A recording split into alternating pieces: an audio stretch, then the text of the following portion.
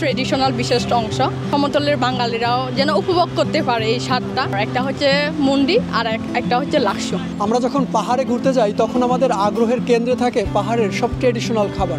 দর্শক, সেই ট্রেডিশনাল খাবার যদি ঢাকায় খুব সহজেই পাওয়া যায় তাহলে কেমন হতো। এই মুহূর্তে আমি দাঁড়িয়ে রয়েছি যে ফুড কার্টের সামনে। এই ফুড কার্টে কিন্তু পাহাড়ের সেই ট্রেডিশনাল খাবার পাবেন এবং সেই খাবারগুলো যাদের হাতের ছোঁয়ায় তৈরি হয় তারাও কিন্তু সেই পাহাড়েরই আদিবাসী।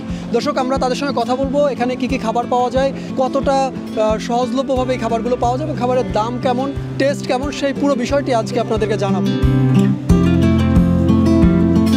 দর্শক, পাহাড়ির ঐতিহ্যবাহী খাবার বা ট্রেডিশনাল খাবারগুলো যারা শহরে আপনাদের হাতের নাগালে নিয়ে এসেছেন তাদের মধ্যে একজন আমার সঙ্গে রয়েছে এবং তার কাছে শুনবো এই খাবার নিয়ে আসার গল্প এবং কেমন সারা পাচ্ছেন।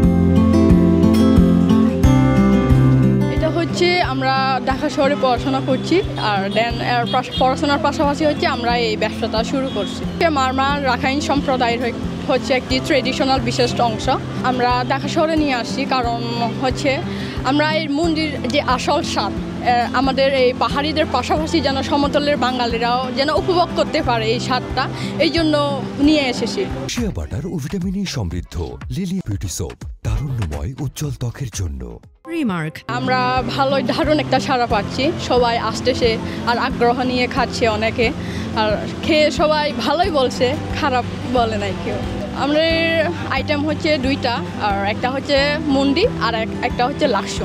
লাকসুটা হচ্ছে এই সালাদ টাইপের আর কি, আর মুন্ডিটা হচ্ছে 4-5টা ভেরিয়েন্টে আসে, আর লাকসুটা হচ্ছে 2টা ভেরিয়েন্টে আসে।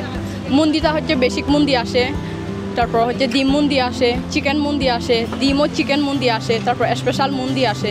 আর লাকসুটা হচ্ছে চিকেন লাকসু একটা আসে, ওইটা হচ্ছে বয়েল করা, আরেকটা আসে স্পেশাল ফ্রাই লাকসু, ওইটা হচ্ছে চিকেনটা ফ্রাই করা। আমরা হচ্ছে জাস্ট চিকেনগুলো বয়েল করে তারপর ফ্রাই করে বাসা থেকে নিয়ে আসি, এখানে এসে হচ্ছে জাস্ট ওই রাইস নুডলস দিয়ে যে মুন্ডিটা ওইটা হচ্ছে এখানে বানাই, ওইটা হচ্ছে জাস্ট গরম পানি দিয়ে সিদ্ধ করলে হয়ে যায়। প্রথমে যখন শুরু করছি এটা তেমন একটা মানে কাস্টমার আসতো না, পরে কয়েকদিন পরে আস্তে আস্তে যারা হচ্ছে সবাই চিনছে খাবারটা, যে মুন্ডি খাবারটা আসলে কি, লাকসু খাবার এটা কি আসলে, সবাই যেহেতু একটু পরিচিত হয়ে গেছে, দেন তারপর থেকে ভালো একটা আমরা দারুণ একটা সাড়া পাচ্ছি এখন।